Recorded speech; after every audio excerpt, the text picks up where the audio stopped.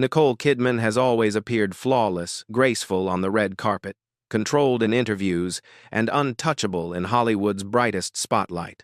But behind the iconic gowns, the porcelain skin, and the perfect smile lies a story far more complex, painful, and breathtaking than anyone ever imagined. Her most private photos reveal a woman who fought through illness, heartbreak, rejection, and reinvention long before the world crowned her a queen. From a fragile girl caring for her sick mother to a global superstar surviving a very public collapse, Nicole's journey is nothing less than extraordinary. And the truth, hidden behind these images, will completely change how you see her. The Hawaiian beginning, a quiet childhood shaped by pain and resilience. Nicole Kidman's story doesn't begin with fame, glamour, or red carpets. It begins on the island of Oahu, where the winds carried both serenity and turmoil into her young life. Her parents, Anthony, a respected psychologist, and Janelle, a compassionate nurse, provided a home built on intellect and empathy. But beneath that warmth was the quiet weight of uncertainty. Before Nicole reached adulthood, she would learn the meaning of responsibility far sooner than anyone should. When her mother was diagnosed with breast cancer, the carefree teenage years most girls dream of evaporated. Nicole quit school, not because she lacked ambition, but because family came first. Day after day, she cared for her mother, cooking meals, managing household tasks, and keeping the home intact while fear loomed silently over them. But hardship carved steel into her bones. She learned discipline, patience, and the emotional endurance that would later define her greatest performances. Years later, she said, "I found out that I could break and still keep going." It was this early reckoning with life's cruelty that forged the quiet strength beneath her delicate appearance. Nicole Kidman did not rise because she was lucky. She rose because she learned early how to fight. The red-haired prodigy of Australia, a star before she knew it. Sydney became the true backdrop of Nicole's childhood, a place where she blossomed artistically. With fiery red curls and porcelain skin, she looked like a painting brought to life, but casting directors didn't immediately know what to do with her. She was different. And different, in the beginning, is often misunderstood. But the camera understood her. Even at 15, Nicole's eyes held stories. Her movements carried intention. In her first notable appearance, the music video Bop Girl, she stood out effortlessly despite the video's playful, sugary tone. But that was just the beginning. Australian television quickly realized what they had: a natural talent with a maturity far beyond her age. She starred in 5 Mile Creek, earning praise for her instinctive emotional depth. Then came Vietnam and Bangkok Hilton, 2 roles that allowed her to explore suffering, moral conflict, and inner turmoil, performances so powerful that international critics began to take notice. Nicole wasn't simply acting. She was inhabiting worlds. She had the rare gift of disappearing into characters, becoming unrecognizable from one role to the next.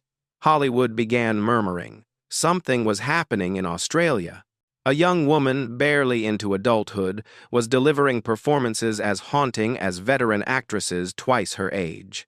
The door to America wasn't open yet, but it was about to crack. Hollywood opens its gates. The breakthrough and the Tom Cruise collision. Nicole Kidman entered Hollywood the way a storm enters a coastline, quiet, and then all at once overwhelming. Her breakthrough role in Dead Calm, 1989, a thriller set on the open ocean, showcased a kind of emotional ferocity that made the world stop and stare. She was no longer the Australian girl with potential.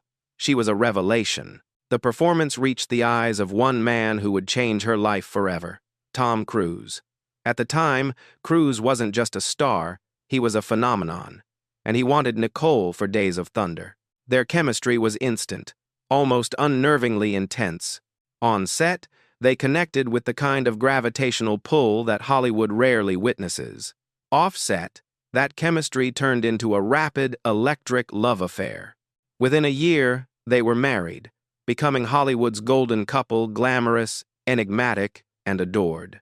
But as Nicole's star rose, the world around her began to tighten. Fame brought scrutiny.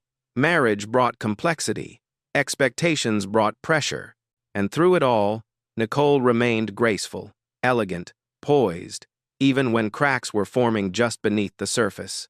For the first time, she felt trapped between two worlds: the shining universe of Tom Cruise and the quiet, hungry world of her own artistic ambition.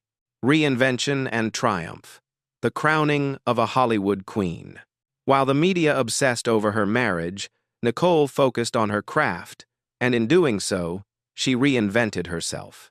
To Die for 1995 became her first true metamorphosis. Playing a cunning, fame-obsessed woman, Nicole broke the image of the polite Hollywood wife. She became sharp, fearless, wickedly intelligent. Critics praised her. Directors began begging for her.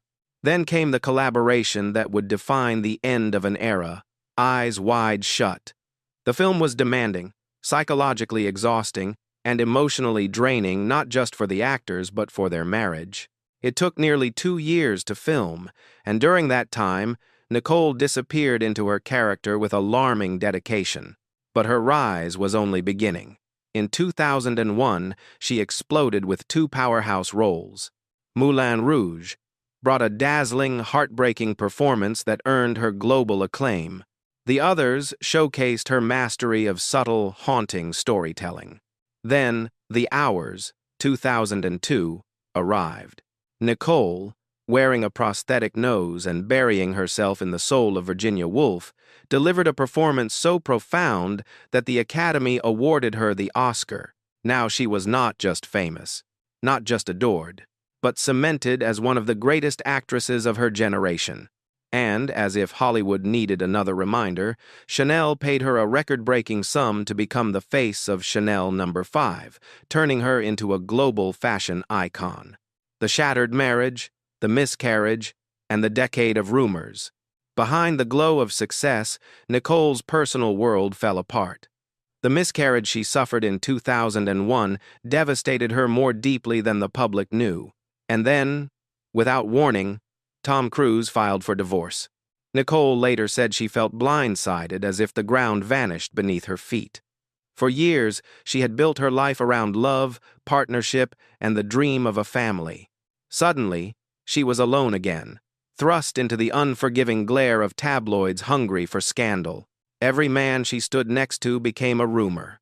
Jude Law, Adrian Brody, Jim Carrey, even men she barely knew. The media wanted a narrative. Nicole, the abandoned woman searching for comfort in Hollywood's arms. But the truth was more complicated.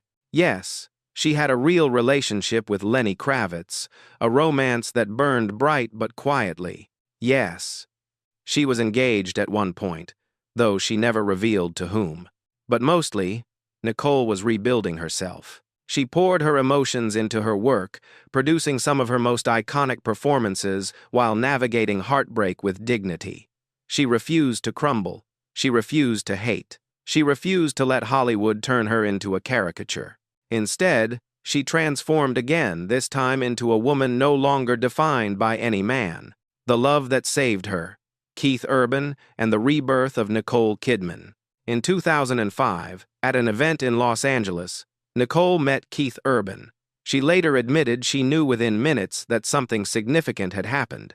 Keith wasn't like the men who came before. He wasn't Hollywood. He wasn't polished, calculated, or emotionally guarded.